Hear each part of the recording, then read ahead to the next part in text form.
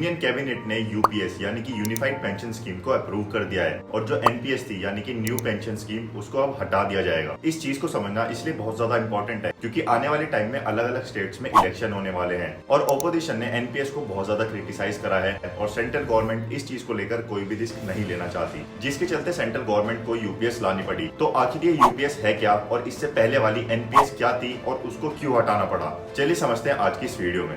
News that's coming in, the Unified Pension Scheme has been approved by the government.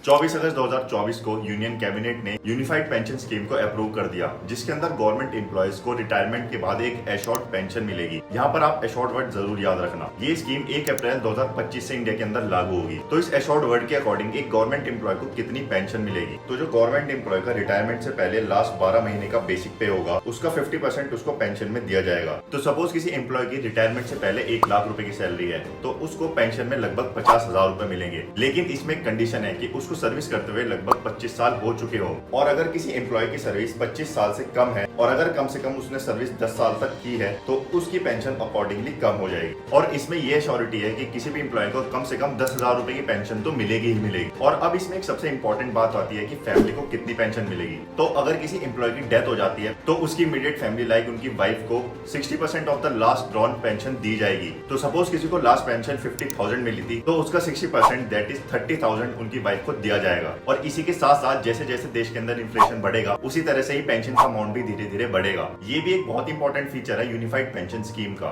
इस scheme से लगभग 23 lakh government employees को फायदा मिलेगा और सेंट्रल गवर्नमेंट ने स्टेट गवर्नमेंट को भी ऑप्शन दिया है कि वो यूपीएस को ऑप्ट कर सकते हैं। तो अगर सारे स्टेट्स यूपीएस को ऑप्ट करते हैं तो लगभग 90 लाख एम्प्लॉयज को इसका फायदा मिलेगा। तो ये तो बात थी यूपीएस की, यूनिफाइड पेंशन स्कीम की। अब बात करते हैं एनपीएस की, न्यू पेंशन स्कीम की, जो इंडिया के अंदर 2004 से चलती आ रही है और अभी भी लागू है। उसको क्यों लागू किया गया और उसको हटाया क्यों जा रहा है? तो एनपीएस को 1 जनवरी 2024 में लागू किया गया था अटल बिहारी वाजपेयी जी की सरकार के अंडर। और इससे पहले इंडिया के अंदर ओपीएस चलता था, ओल्ड पेंशन स्कीम, जो कि लगभग अभी इंट्रोड्यूस हुआ यूपीएस जैसा ही है। इसमें भी एश्योर्ड 50% पेंशन मिलती थी। तो एनपीएस को इंट्रोड्यूस करने का एक बड़ा मेन रीजन ये था कि जो ओपीएस थी वो कहीं से भी फंडेड नहीं थी। इसका मतलब सेंट्रल गवर्नमेंट या भी स्टेट गवर्नमेंट को जो भी बजट अलॉट हुआ करते थे उसमें से एक बहुत बड़ा हिस्सा पेंशन के लिए चला जाया करता था और इसी के साथ साथ इसमें एश्योर्ड पेंशन भी दी जाती थी। तो जब एनपीएस को इंट्रोड्यूस किया गया गवर्नमेंट ने इसमें से एश्योर्ड पेंशन को हटा दिया। एंड सेकंड चीज ये थी कि एम्प्लॉयज की सैलरी में से ही कुछ परसेंट कट होगा पेंशन के लिए और उतना ही परसेंट गवर्नमेंट जोड़ेगी अपनी तरफ से एम्प्लॉय की पेंशन के लिए